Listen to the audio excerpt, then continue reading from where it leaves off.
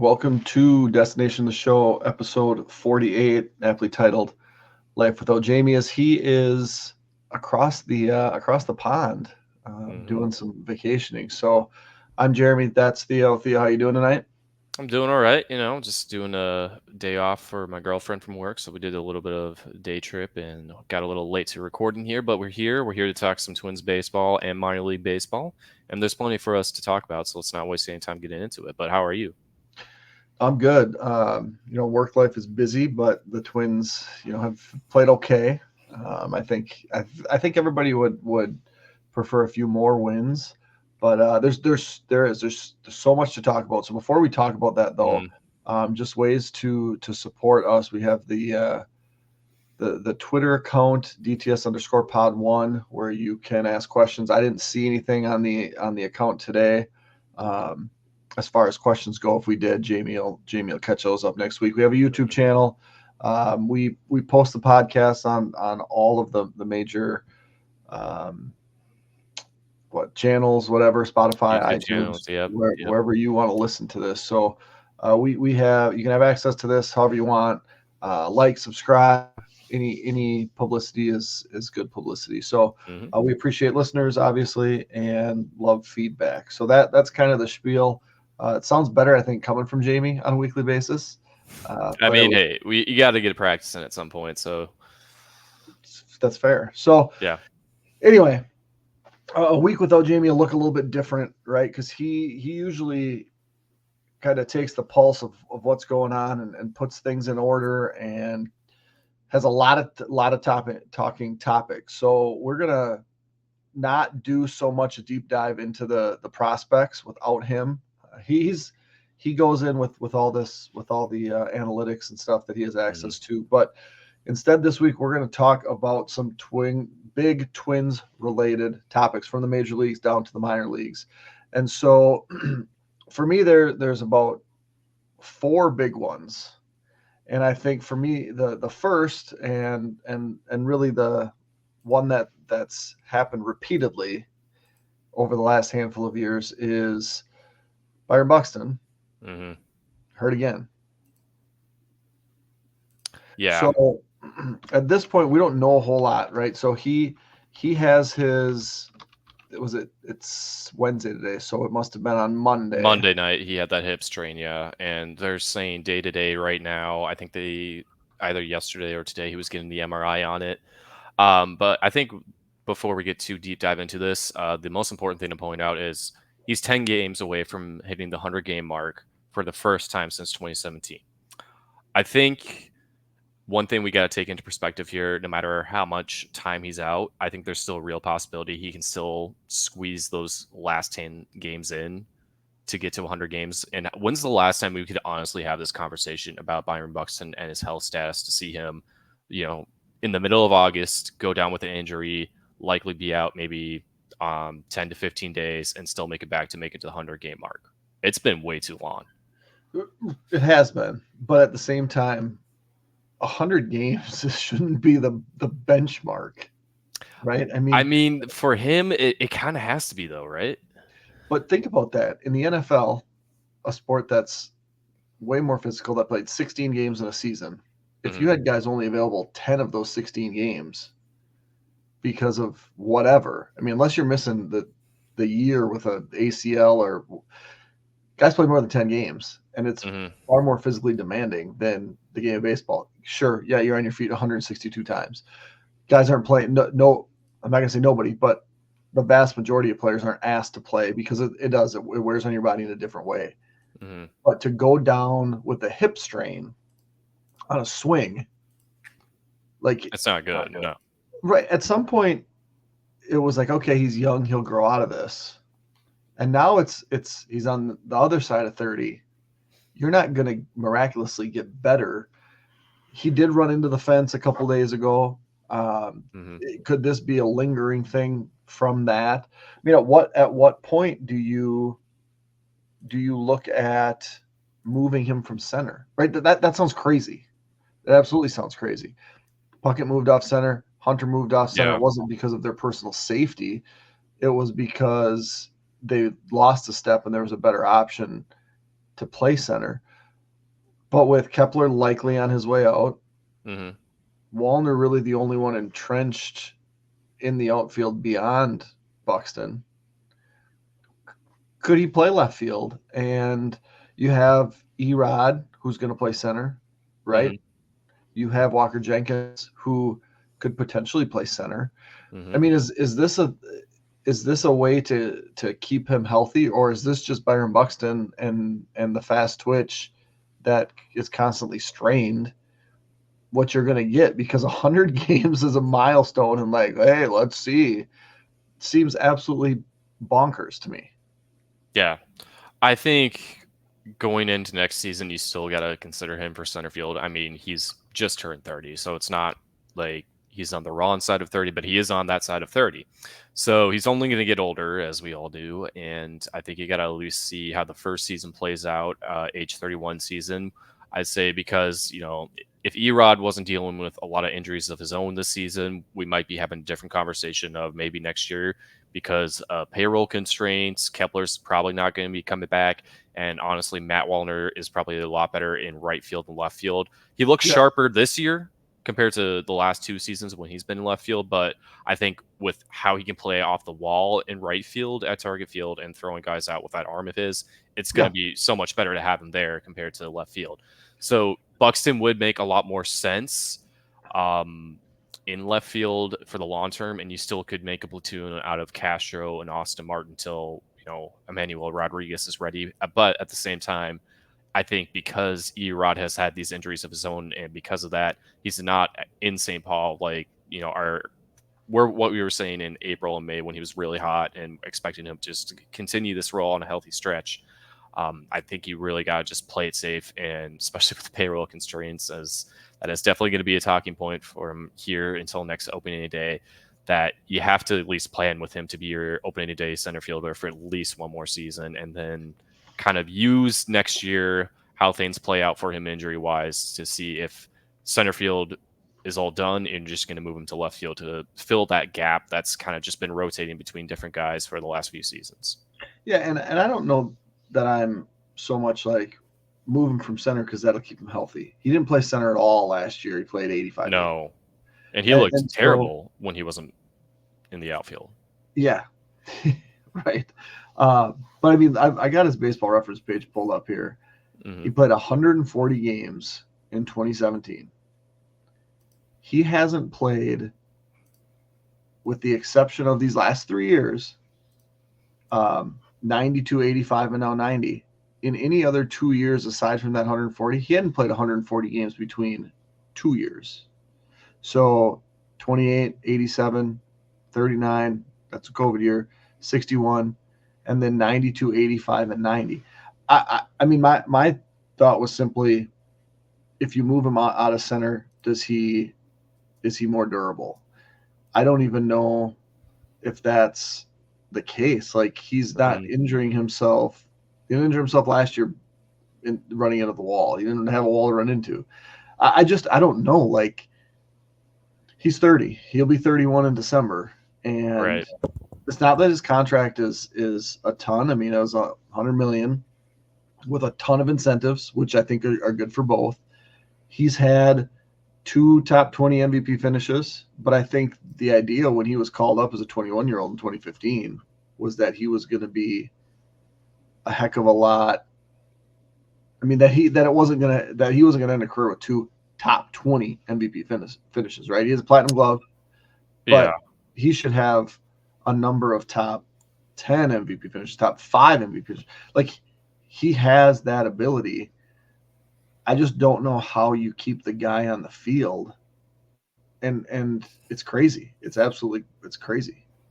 You know, since Jamie's not here and he doesn't like his player comps, especially for prospects, but I think, if we look back at one guy in the history of baseball, at least closer to modern era, that Buxton can kind of have a likeness to is Eric Davis. I mean, he was someone who was a very hyped up center fielder. He made a couple All-Star games with the Cincinnati Reds in their post Big Red Machine era.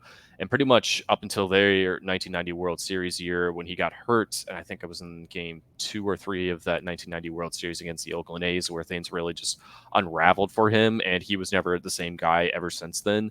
And that was the last season he got, actually no, second to last season he got MVP votes. Somehow in 131 games as a center fielder, right fielder, DH with the 98 Baltimore Orioles, he still had 131 games played. But, that's a guy who was supposed to be an elite center fielder, but his injuries kept setting him back further and further to a point where he barely showed up there anymore, and he became like a full-time right fielder and DH by the time he was 34 years old. So I think Buxton's probably going to move a little bit quicker, and I think players, because we know a lot more about sports medicine and whatnot compared to late 80s, early 90s, they've been able to handle that a lot better. But at the same time, Buxton's just been this, needs to be wrapped in bubble wrap all the time just to ensure he doesn't have, anything really break against him. And even when things are going right, like they have been these last few weeks after his most recent injury stretch, and, he's tied for the team lead in second for home runs on the team with 16. He's got, I think, third in RBI with 49. I mean, 275 average, 862 OPS. So he's been so good that it's just, it's still just a for him to be disappointment. in the lineup. It's Exactly. important for him to be in this lineup. Yeah, and when you don't know when Correa's coming back either, that makes it just all the more harder. Yeah, and Eric Davis, I mean, that it's an interesting comp because there was a lot of that comparison as Buxton was drafted. Mm-hmm. But you look at him, I mean, from his 24 season to age 28, he played 129 or more games in all 5 of those years. And in 1993, but he never played more than 135 in his career. So, I mean, sure, but it shouldn't be based on single season, but right. But in 1993, as a 31-year-old, he was back to playing 101 games, played over, like you said, 129 games to 34 in 1996. He wasn't the same player, obviously. Right. But, I mean, he didn't have a whole career full of missing games. I mean, the guy that I thought you were going to talk about was Rocco, right? Oh, I mean, Rocco's another great comparison. Yeah, I think Rocco definitely fits the mold of like the huge hype as a prospect, and then, only playing 100 plus games at your age 22 and then never again. But Rocco, I think it was a worse example of because everything was working against him so much after his age 22 season. Right, and that was I don't think that was like baseball injuries, right? That was other health stuff. Well, his plantar fasciitis. Is that what it was? I think there was other stuff too. I can't remember. I mean, again, I was a little kid when he was coming up. So another name, and there's a ton of examples.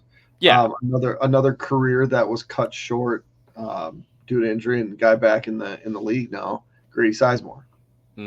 That's a great one.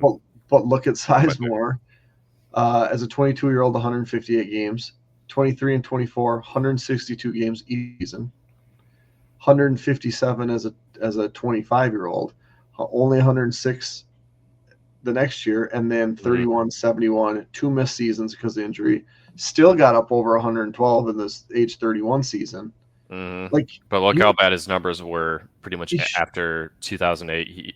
2009. Everything just fell apart on him. But I mean, we're comparing Buxton's career to guys that didn't have 8 years sustained of injuries before turning 30, right? Grady Sizemore played 600 games in 4 seasons. Byron Buxton hasn't played 600 games in 6 seasons, in any 6 seasons. And that's what's so weird. Like, and it's not like it's like I've always defended him because when he's right, he's great, right? And that's what we've been seeing again. Defensively, he's one of, if not the best defensive center fielder. It's these weird, and I wouldn't say fluky, but kind of fluky things that can cause these issues. And then he misses way more time than you feel like he should. And it's Yeah. like, yep, you can have some hip discomfort. And for some players, that means a couple days down. It's like the MRI came back clean, and now we're not ruling out the injured list. Like, Yeah, what is that's odd. football? Now, last week when he was day to day when they were in Chicago, I mean my what I was logically saying, why would you put a guy out who's known to run into walls? Why would you put him in the one major league outfield where there's literal brick walls for him to run into? And you Right. don't want that to happen. So that it made sense with the Cubs series. In my mind, that was the logic I had behind it, and I wasn't gonna fret because he came back. He was great in the Cleveland series when everyone else wasn't hitting, especially in Yeah. Sunday's game. But now it feels like if he's not playing these first two games against Texas and the MRI is clean and you let him sit a couple more days, why not let him play the last two games of that series? Because, I mean, the Rangers are out of this, but those are still games you want to get a leg up on with the best guys you have available. Right. And I guess in my mind, the way that you said that, I thought you were going to say if you're already going to hold him out for 2 games and then 2 more games, at that point, he's been down since Monday. Hmm. He Why give not me just 10 make days. the injured move list and then, Right. I Right. mean, you You're would down a guy need, at this point. let's see, You'd miss 10 games. You'd miss 10 days. yeah, I think he'd come back. His 10th day would be the off day. He'd come back next Friday. Like, is that yeah, ideal? It's not. Um, but something that it's just the whole thing is just weird. yeah. Like I this shouldn't be a mean, thing. yeah, So the only three guys you could call up from the minors right now are Camargo, Julian, and Junior Severino. And Severino, I know some from my games I was at last week at CHS Field. They put him in right field. I'm not saying he's playing pretty right field, but he was in right field because that's how they think he's going to best be utilized if he gets called up to the Twins this year. he's I'm not not going to. saying it's going to be great. It's I'm just saying that's what they're doing. they shouldn't call him up. They shouldn't put him in right field. Like No, that. he's That's first it. base Okay. DH. That's it. So let me run this by you here, and because Mhm. I've had these thoughts, and I want to share them with you. So the other development here over the last handful of days at the big league level is that Royce Lewis can't throw. Mhm. Okay, he just he has errors, Yeah. right? Jose Miranda looks way better at third base. Long term, like trying to map this out, Jose Miranda can play third. Carlos Correa is probably your shortstop. I Hmm. mean, and if he's not your shortstop, he's your third baseman. Whatever. With age, that could change. Brooks Lee is probably best suited for second. Fair. Um, Eddie Julian could maybe factor back into this nowhere other than second, at least to the left. Hmm. Could play first, but first base can be that spot where you rotate guys through. Yeah. You find the Carlos Santana type guys that fit in your lineup because Carlos Santana's been great. Hmm. Uh, you have in that case an extra infielder already. Plus you have the Luke Keichels of the world who could maybe play there or play in the outfield. Hmm.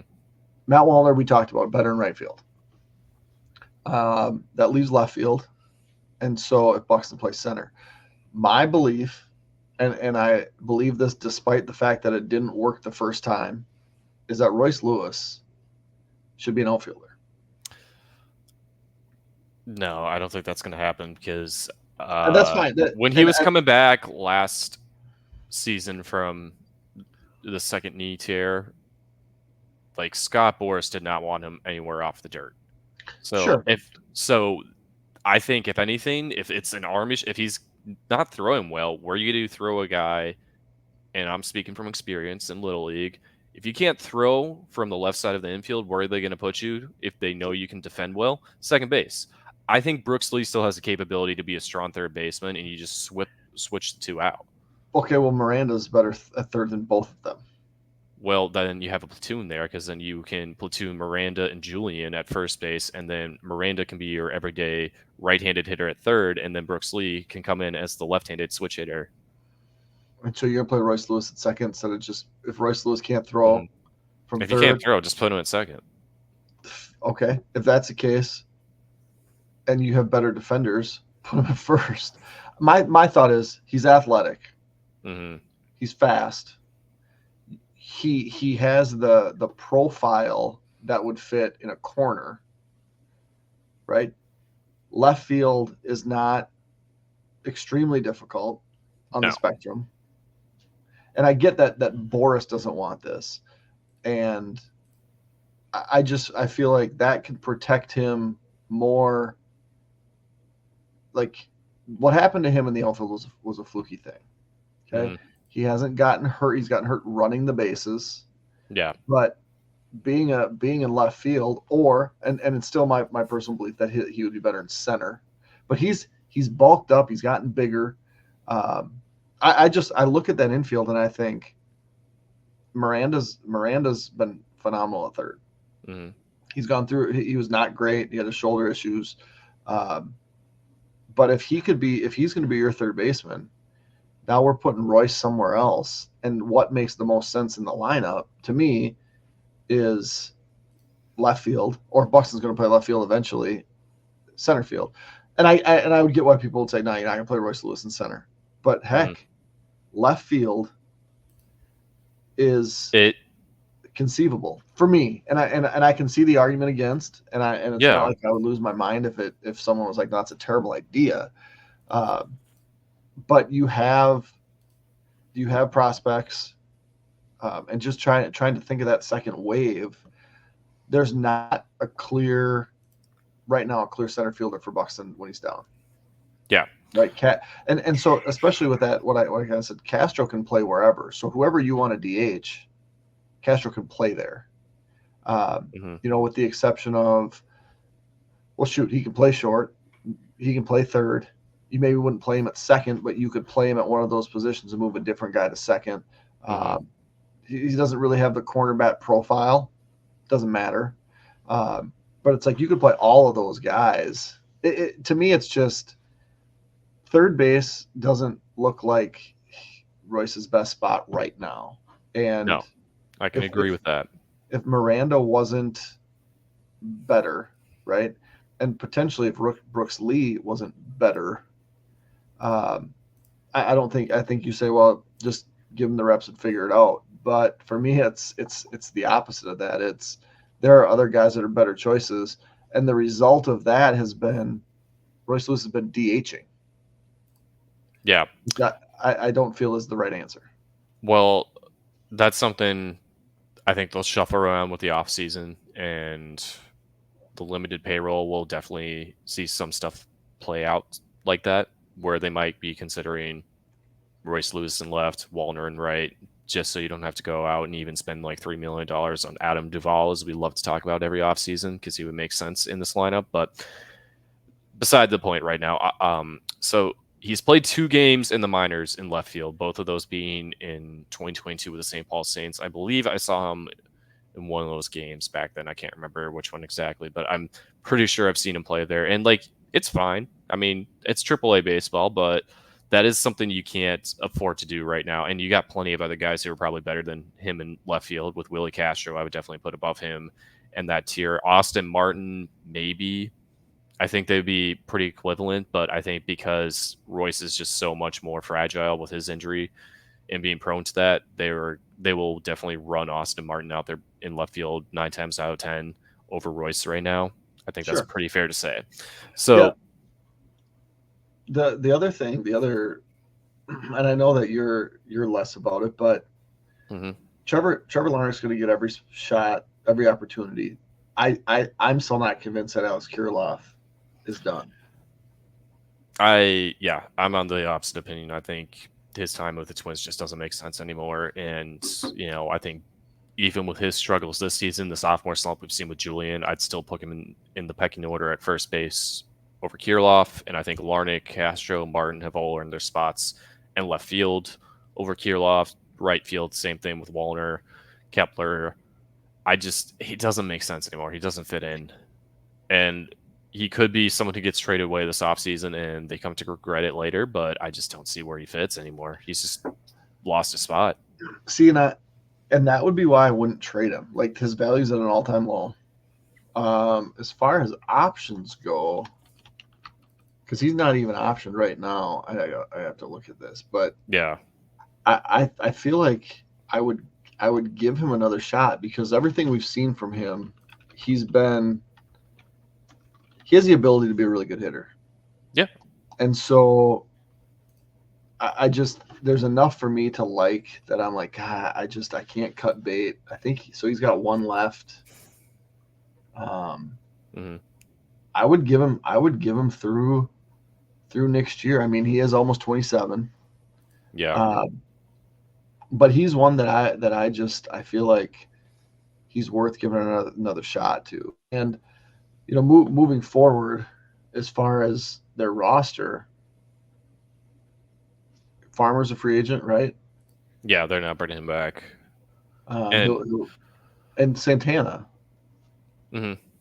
Other than that, it's guys that are under team control. Kepler. I mean, we talked about Yeah. him. So Kepler, Santana, Farmer, but that's the thing. Like Margot, I keeping think. Kirilov, you can still pretty much fill all those needs pretty easily with who you have within the system right now.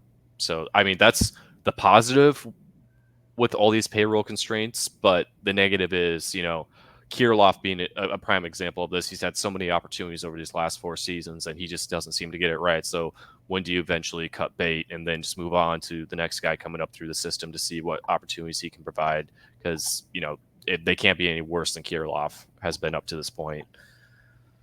Yeah, And that's more speaking of this season in particularly than compared to the previous three. Just to be clear, I mean, he was pretty good last year. Yeah, and that's why I'm saying like we're talking more about this season and his performance after the first few weeks more than last year and the previous 2 seasons when he was healthy. Yeah, I'm giving that guy another shot. And Yeah, what's amazing is right now the Twins have really good. Okay, maybe that's an overstatement. Have two catchers that are very much getting it done. Right. I mean, Jeffers yeah, started hot, and then it's cooled off, and all of a sudden Christian Vasquez is doing things that we hadn't seen for a year and 3/4, year and since he two was with the thirds, Astros. and now been a great part of the offense Mhm. and exceptional defensively. Yeah, absolutely. And that's So, why they're paying him so much. And the defensive stuff that we've seen from Christian Vasquez these last 2 seasons, it has made up for a big chunk of the lack of offense. But obviously, a lot of people will still argue he's not being paid what he's worth. But regardless of that, he's finally picking up that slack. He himself is also, a valuable clubhouse leader, especially for the Latino players. I just had a piece from Zone Coverage earlier this week, just looking at Diego A. Castillo's time with the team when he got called up once Miranda and Correa were down at the All-Star break. And he talked about, Christian Vasquez being someone he was talking to that really just like quickly gravitated to him and someone he went to tour leadership. And Castillo's not like a young guy just getting his first taste in the majors because he had a really good rookie season with the Pirates back in 2022 and then just a cup of coffee with the Diamondbacks last season. So he got a little more time this year than he had last year in the majors. So even for a guy like that to have someone like Christian Vasquez at the clubhouse is invaluable. And some of those things as fans we're not seeing or always hearing about, but really do leave a strong impact on the clubhouse presence. And, some of these guys who might only know them for a week or play with them for a week, but then, it's going to leave a mark on what they do further on their careers and the influence they bring on the next generation of guys, whether that's at the big league level or if they're still in AAA. yeah, for sure. So, I mean, I feel like that's a pretty good overview on the offense and the lineup. But something that's been in the news, and we talked about it 7 days ago. We said we're going to look at mapping out this rotation. The doubleheader on Friday Mm-hmm. is going to force the Twins to make a move on Tuesday, August 13th. And we said, could it be Zebby? And people were like, nah, it's probably not going to be Zebby, which it didn't make sense. It didn't make all the sense for it to be Zebby. There was guys like Randy Dobnak. There was other potential pitchers available, right? Yet last night it was Zebby. Yep. And Wasn't it nice to have that correct? yeah, it was. And so when guys make their debut, when pitchers make their debut at home, I like to go see it. I saw went Hmm. and saw Gonsalves make his debut. Fernando Romero went and saw that one. So I took my son last night. We went and saw it. And he goes, "So Dad, what's it going to be? What's going to be a good um, performance? Like, what do you Hmm. want? What are you expecting?" I said, "If he can get through 5 innings and give up 3 or less runs, I'll take it." Right? He was better than that. He gave up the Hmm. home run. He got through 5. Of course, he didn't walk anybody. I know. I think he struck out 5. Yeah, I that was looks about right. a little surprised that he was like when I look up, I saw a lot of like 94, um, I mean we could look to see exactly what it was. I thought he might throw a little bit harder, but he missed Mm. bats and got called strikes.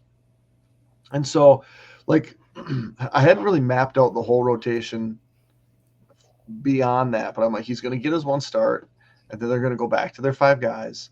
Um, but what's interesting is that without a day off until next Thursday, Hmm. if you don't if you take his spot out of the rotation, you're going to have to pitch someone on short rest again. Yeah. And so then it was, well, Varland's going to start today, the 14th, when Ober could start on the 14th. And so is it, well, have the Royals figured out Ober because they've hit him around a little bit? And so I'm looking at the rotation. I'm thinking about the days, and I'm like, wait a second. If you back Matthews and Varland up to each other, then you go Ober, Woods Lopez. Richardson, Festa. You have those 4. Yep. You go in with a 6-man rotation here, give those each 2 turns, and then decide on your off day next Thursday which one of those guys is going to stick in the rotation. That Yeah. allows you to give Woods Richardson an extra day. You give Over an extra day. You give Festa an extra. You give them. They're all going to get that extra day. Um, and we're getting to the point in time where some of these guys are throwing innings that they've never thrown before. Hmm. If Matthews is the guy, if he makes 2 good starts, and you're confident in him, is Paddock going to pitch again? Who knows? Sounds more likely than Joe Ryan. So you have, yeah, it's a Hmm. bummer, but we haven't put Joe Ryan on the 60-day because I think there's hope that he could be back. You put him on the 60 days, I the I season's think effectively over. yeah, no, I agree. I think that's definitely the case. And so you have Paddock, and it's a forearm, and we know how those things are kind of all related. If it's Matthews, you can send Varland down, have him ready in case you need him, or when the calendar turns to September, or even mid-September, if you want Varland to be your bullpen guy, because you're not going to need 5 starters in the playoffs, right? No. Uh, but having those 2 guys backed up, you can kind of push that decision until after your next day off, and then make the decision after you give them 2 starts each. I think Matthews was better than Varland, but I think it's probably easier to pitch when you have an offense providing all the runs, right? Yeah. Uh, and so, I mean, very encouraging outing. He deserves to pitch on Sunday, and Hmm. then that would be Varland Monday. And you've pushed your guys a day. Over could have pitched today, and they didn't. So it's not like they're against giving that extra day. I feel like there's a decent chance that Zebby, after thinking yesterday it's going to be 1 and out.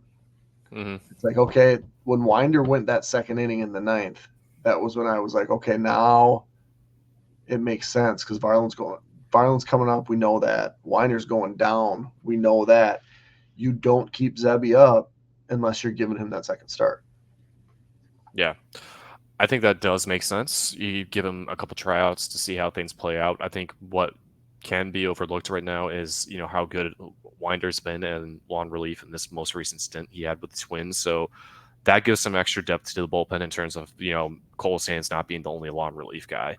And especially if you want to try to make Louis Varland this, 3-out guy who can just, come in, get 3 quick outs and be that strong weapon out of the bullpen he was last postseason, there's a great chance for that. I think, looking at Zebby's numbers on Baseball Savant, it said he averaged 95.1 miles per hour in the fastball. So maybe you just weren't looking up as frequently when he was throwing it as fast. So that's a good place to start. What And was his what was his hardest thrown ball? Does it show? I gotta pull that up. It's gonna take me a second, so we can ramble on about a few other things.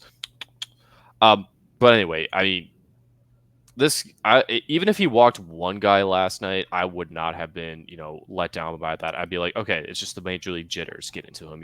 He's getting his call up, for major league debut. Sometimes those pitches are going to get away from you.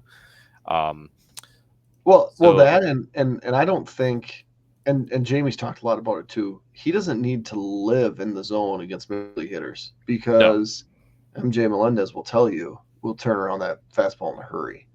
And yeah, so it's okay to try to expand the zone a little bit and miss. But yeah, I mean, that 3-2 pitch, I think it was to Melendez that he thought was a walk and he got rung up.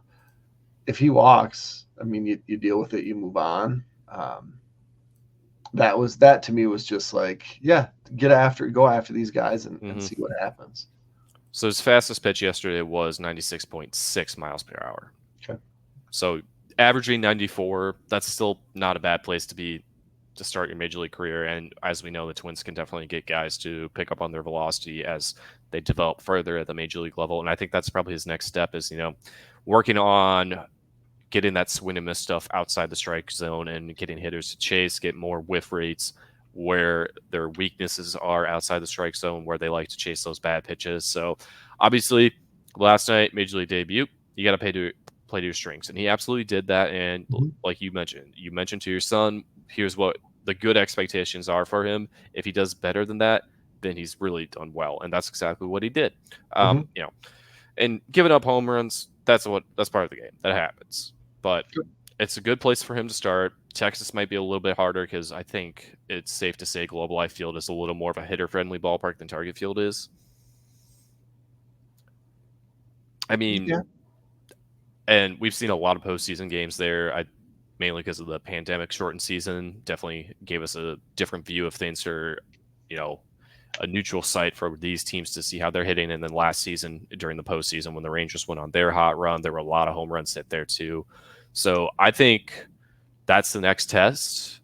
These guys, I mean, the Rangers have a very strong pitching staff, but their hitters have just not been the same caliber they were last season when they pushed themselves into the postseason. And the Twins' offense has done a lot better than them this season. So I think that's the next test is, they're still the defending world champs, but you got to see what you have against them to really take it to the next level, because it's not going to get any easier after you play the Rangers, because then you got the Padres, the Cardinals, the Braves, and that's going to be 3 teams going for National League wildcard spots. 2 of them definitely go. I think all 3 of them are still in contention for their divisions, actually, if I look at it.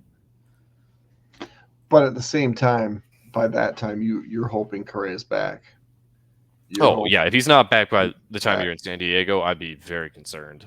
Right. So you're just looking at those standings?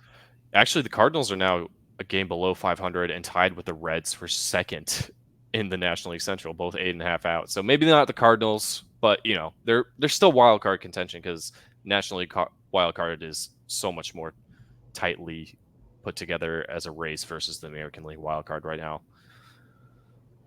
So the next thing would be, I mean, we've talked about how a team needs 8 or 9 starting pitchers to make it through the year. Mm-hmm. With Paddock going down, Ryan now down. I'm looking at kind of the depth chart, and I'm like, oh man, I haven't thought about Brent Hendrick in a while. Well, he's hurt. He's been hurt since like his second start in April, and I need to follow up on that, because even if he makes it back for the rest of the season, I don't know if he's even going to be an option for the Twins. It's just he's been sitting for so long, and they're going to have to. They only have so much time for him to go down to Fort Myers to really ramp up and pitch the final few weeks for the Saints. Right. So I would say he's not the option. We know who the top 6 are, because currently they're in the Twins rotation. Mm-hmm. Randy Dobnak could be an option. He could. He could be number 7. Like if we're talking about who's number 7, yeah, Randy Dobnak could be number 7. But who are some other names?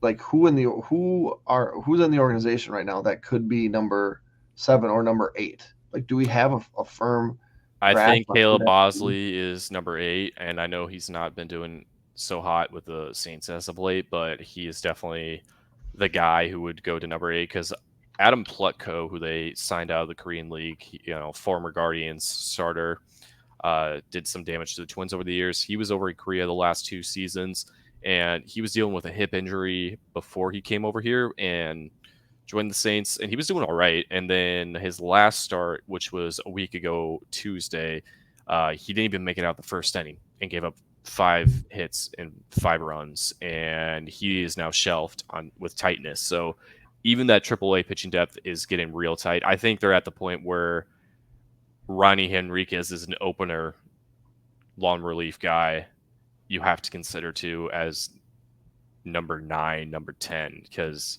the other guys who are now coming up to replace Zebby, to replace Louis Varland, they're not ready. Okay, but that's what we would have said about Zebby 2 weeks ago. Yes, that is true. So Zebby Matthews makes his debut. He's 24 years old, drafted last year. 2 years ago, actually, 22. Right. Yeah. So not last year's draft, but the draft the year before. Yeah.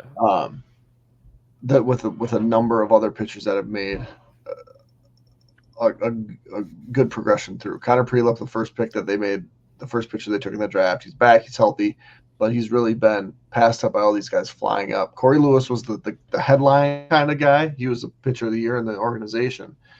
Zebby went from high A to now being a major league guy. Mm-hmm. That draft is still strong, right? The 2022 draft is still strong. And you said, yeah, some of these other guys, they're just not ready.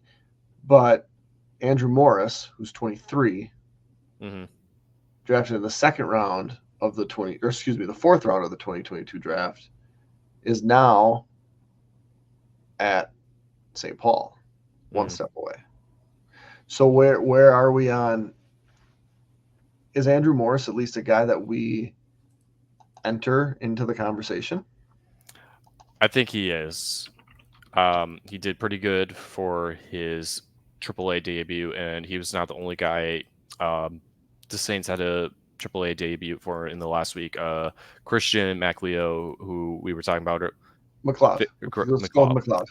Okay, I need you to correct me. I knew I got it around my head because we hadn't said it for so long. But that was the first time ever since we became a AAA affiliate where they had guys making their debut at that level of the minor leagues and back-to-back starts.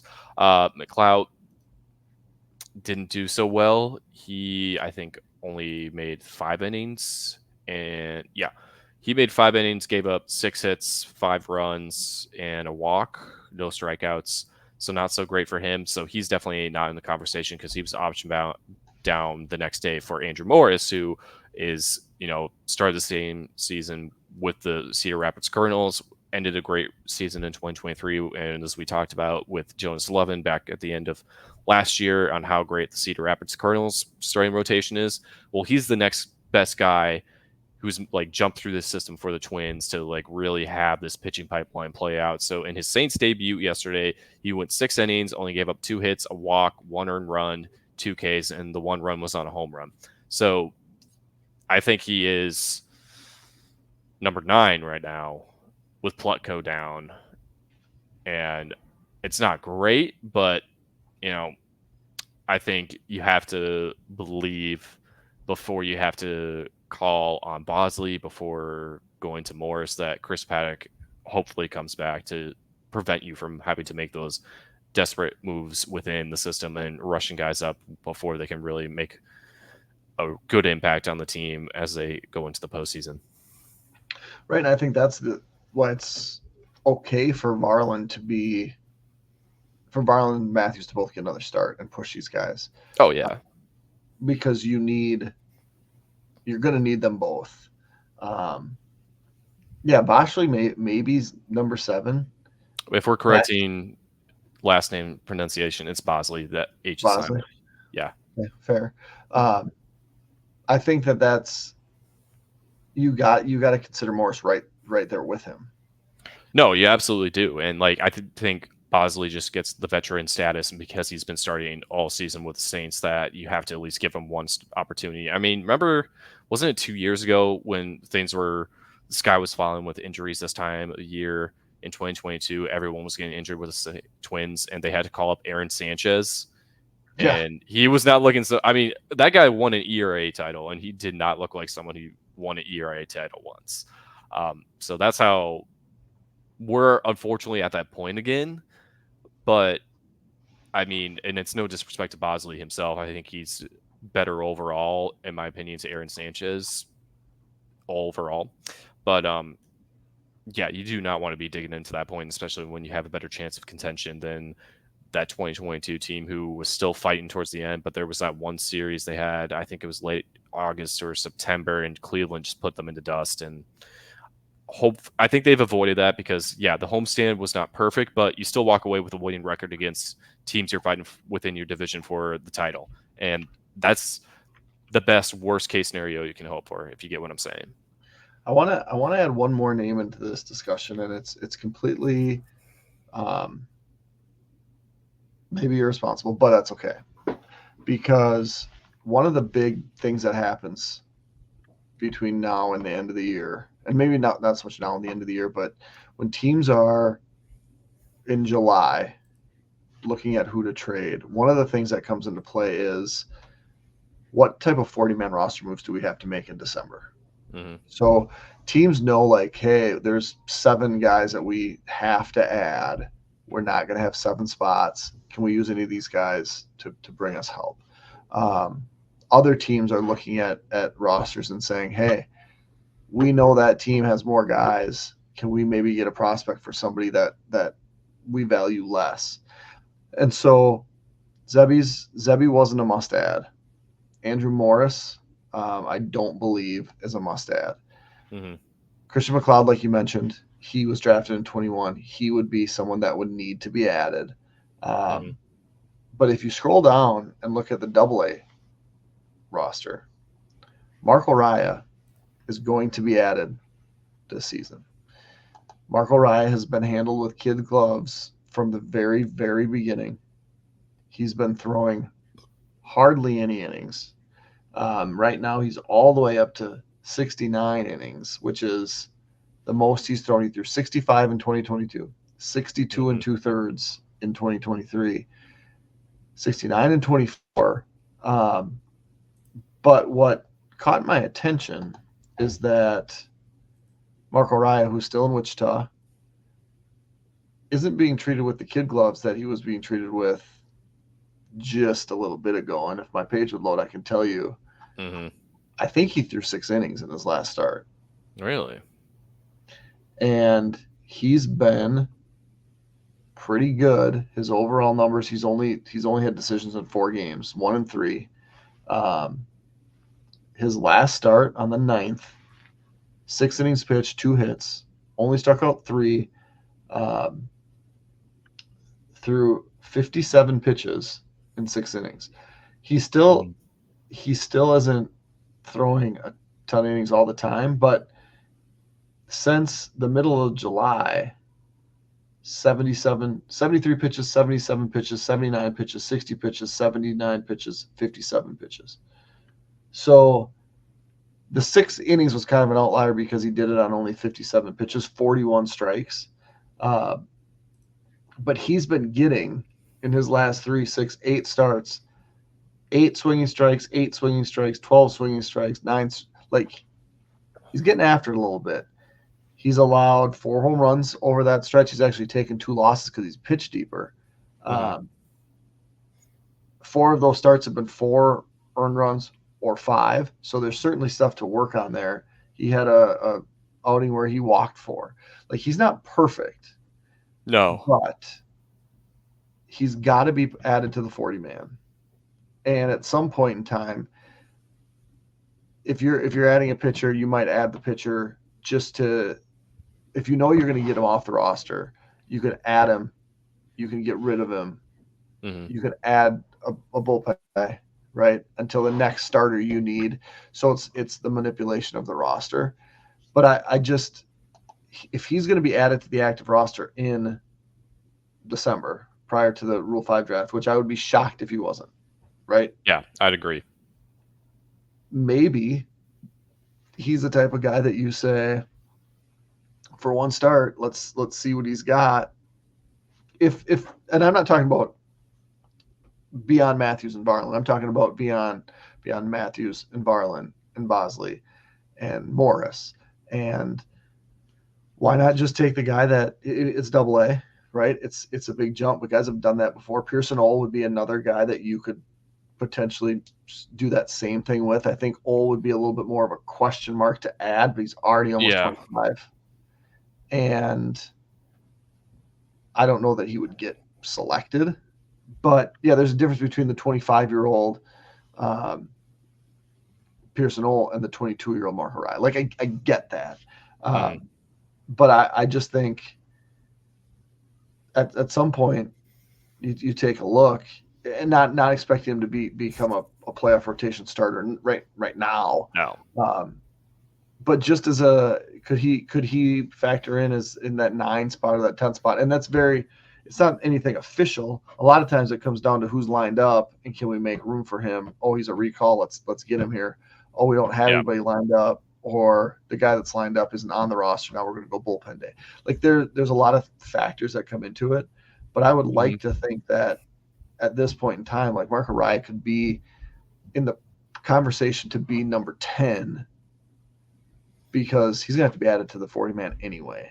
And if you're going to do that, that's an easy thing to do. Now you could say we could literally take any of these other pitchers at AAA and say we'll add him to the 40-man to give him one start. Then we'll DFA him. They won't get claimed. They'll end up back in the organization. And they'll work the exact same.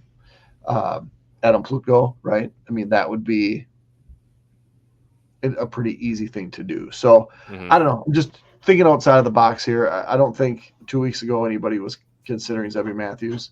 And if that doubleheader doesn't happen, probably doesn't get called upon. He probably is. No. But you get an opportunity, you run with it, and now, good things have happened. The last thing I think we're going to talk about today anyway is national websites have been updating their prospect rankings. As they usually do after the draft. And what we've seen is that the Twins aren't just getting top 10 love, they're getting top 5 love. And from Baseball America, top 3, MLB and ESPN top 4, all led by Walker Jenkins, who's globally considered a top 10 prospect. I think I saw him as high as number 4. I think MLB.com, which I look at the most, has him at number 4, and I think it's very safe to assume if things keep going well for him, and I think Dylan Cruz will be a September call-up at the very latest for the Nationals, but even if he doesn't get 130 at-bats in, I think it's a real possibility Jenkins is just number 2 behind him during the offseason when all the next re-rankings are made. Which is interesting because he's not a great year.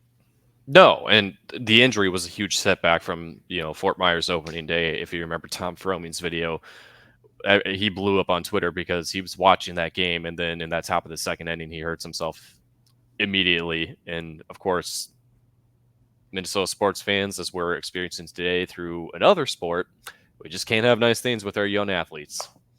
Are we talking about Jordan Addison? That's what we're talking about. No, McCarthy. Yeah, I know. But Addison down too, I hear. Yeah, well, that's a whole nother thing. Less serious. But here, let's just take a brief aside here and talk about this. The plan was for Darnold to start and McCarthy to watch and learn. Yeah. Obviously, it sucks because McCarthy looked good in the first game. Yeah, he looked all right. There's high hopes for JJ McCarthy, and I think those hopes should remain. But if Sam Darnold wasn't excellent in week 1, everybody's calling for JJ McCarthy. Oh, absolutely. That's just the reactionary thing. And now you can't even do that. Which I think is probably the best thing that could happen for Sam Darnold. I don't think Sam Darnold's terrible. I think Sam Darnold was unfortunate that he had to play for a horrible franchise. He's got a really good line in front of him.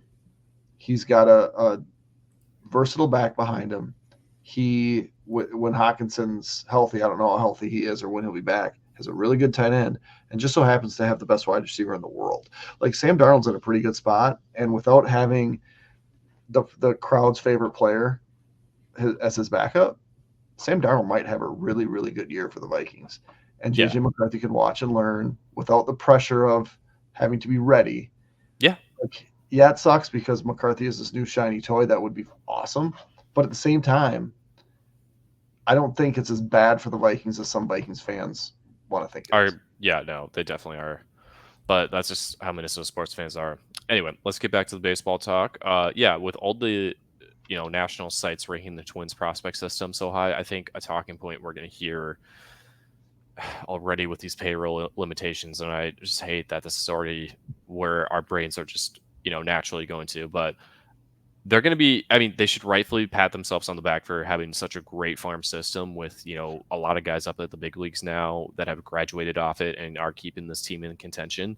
But the downside I think that's going to come with this is it's going to only entrench them more not to spend this upcoming offseason, not to fill the holes with what money you have, and you have such a great prospect system. Now, granted, like we said, Jenkins is still going to be at high A, likely to start next year. Right. Marco Raya likely going to start at Double A, then get to Triple A. Right. Some of these guys are going to graduate off that list, and maybe it moves a little bit further down. I don't think, obviously, Woods Richardson has graduated. Depending when Brooks Lees comes back, he could graduate off it before the season's over, and that could probably keep him in the top 10, but boot him out of the top 5. If some of these guys who are on there right now graduated off it, and I think Festa is probably another one who could very likely graduate too. Yeah, and I mean you don't win an award for having the top farm system. No. Right? But I think the thing that has to be really remembered here, and I said this to someone last night, like the Twins draft team, the Twins professional development team should be patting each other on the back. Yeah. Because right now, 4 of those 6 guys from the rotation, so we're talking about Festa over Matthews, Varland. Like statistically, none of those 4 players should be major league starters. No. Right? From just a pure like, okay, it's round X. The likelihood that we get a starter out of this round is Y. That number's pretty small. And so for the Twins to do it with 4 guys and not be a really, really bad team, like it's impressive. They turned a homegrown Luis Ariz into Pablo Lopez. That's impressive. They turned a homegrown Jose Barrios into Simeon Woods Richardson and Austin Martin, 2 major league players who haven't really lived up to the hype yet. That's impressive. Like all of this stuff has been homegrown, and I mean, I remember the days where it was like Anthony Swarzak was the homegrown pitcher. Yeah, I remember Brian them Dunston too. was kind of the homegrown pitcher, but he was more a reliever. Then you had Tyler Duffy. There wasn't homegrown. Yeah, you remember those days when we thought Taylor Rogers and Tyler Duffy were going to be the saving graces of the starting rotation after Kyle Gibson was not doing so hot? That was just such a different time. But that's the thing. Like we're talking about 4 guys. We're talking about Andrew Morris. Corey Lewis is back, right? Connor Prelip. Yeah, we're talking about 5 to 8 guys who could pan out, and if they don't, then they're going to be really good relievers. Right. But statistically, none of these guys are supposed to be big leaguers. So when you want to say, hey, they might not be top 5, but they're top 10, their professional development staff is doing something really, really well because the guys that you mentioned are the guys that are supposed to be big leaguers. Luke Keishel, we haven't even said his name yet. Well, I said it earlier. He's going to miss the rest of the year. He's going to have Tommy John surgery. The Twins knew about this. They're shutting him down so he's ready next year. He's going to figure into this equation. Yeah. Charlie Soto, last year's rookie high school guy, he's kind of seemed to turn the page. He definitely has. I think he finishes the season at Fort Myers. Don't add the added pressure, and if things look good to end the season down there, and his off-season workout and everything works out well, and he's having a good spring training, starting the season at Cedar Rapids is now the question, and maybe he fills into one of those top spots where Festa or Matthews find themselves in with the Twins prospect pitching rankings. Right. My only point is you can get lucky one time. Maybe you get lucky 2 times. The fact that there's been 4 mid to, I'm not going to say mid to late, but late day Middle round. to Yeah. middle round pitchers in the rotation with more, not necessarily knocking on the door, but coming. Like the Twins have figured something out. When Derek Felvey was hired, it was all about pitching, right? Derek Felvey, Sean Johnson, the scouts, the professional development staff have done this job where it's like they got 60 some wins. They're not far behind the Guardians, who are I believe the best record in baseball. Let me Like double check that. this is a real thing that's They happening. do. Yeah. It's a real thing that's happening, and people aren't really understanding because they're seeing Correa go down, they're seeing Buxton go down, they're seeing Royce Lewis go down, and yet the pitching with a bunch of guys that Joe Ryan, not homegrown, right? But he goes down. Who's going to answer? And it's just next man up. And sure, Zebby had 1 start. Varland was okay. Woods Richardson has he's hitting his bumps, but his last start going to a career high 7 innings in the majors, right. And he did everything he could, but the offense didn't just pick him up. That's the thing. Like we're right. getting at these good points. And I think the agreement would be, he's punched above his weight a little bit, but these guys are all doing things that we would have said they weren't going to do. So I think that's important. You talked a lot about the payroll.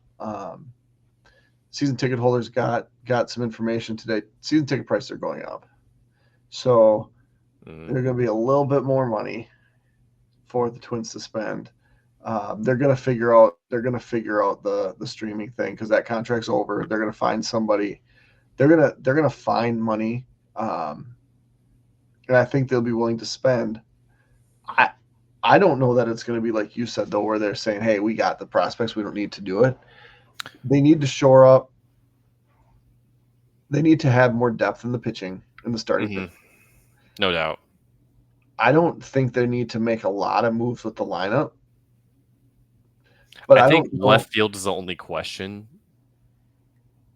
Yeah. I think out of the starting positions, that's the only one. But I think, there's still the possibility it's a platoon of Castillo, Martin, and Larnach at worst. Yeah. And if you can find a guy, that's fine. But I think, pitching-wise, these young guys are providing the depth right now. Ryan will be back. Paddock will be back. There's just going to be that depth. So if you want to add another guy to that mix, sure.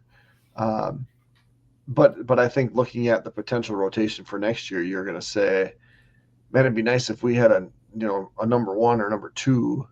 But the reality is there's plenty of guys that could fill that 5-man rotation if all healthy.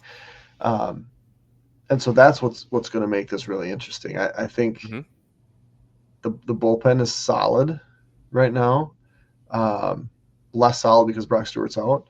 But there's certainly a chance that the Twins, despite dealing with all of these injuries, are going to be very much in contention because they are right now, and then should stay there as the season draws to a close. And I think that's what makes this fun. Yeah. All right. I think this is a good spot to end because we've been rambling a while. Yeah. But yeah, a lot of good things to look forward to with this team in now that we're finally seeing this pitching pipeline show out. And a lot of these guys we've been talking about since this podcast started over like a year ago now. A lot of them are showing up a lot quicker than we were expecting. And, this is good for us. Absolutely. All right. Well, thanks for joining us. Like, subscribe, leave comments, all those things. That's Theo. I'm Jeremy. We'll be back next week with Jamie. And we'll be looking back, I think, even more at some specific prospects in the Twin system. So thanks for joining us. We will. This is Destination the Show. See you next week.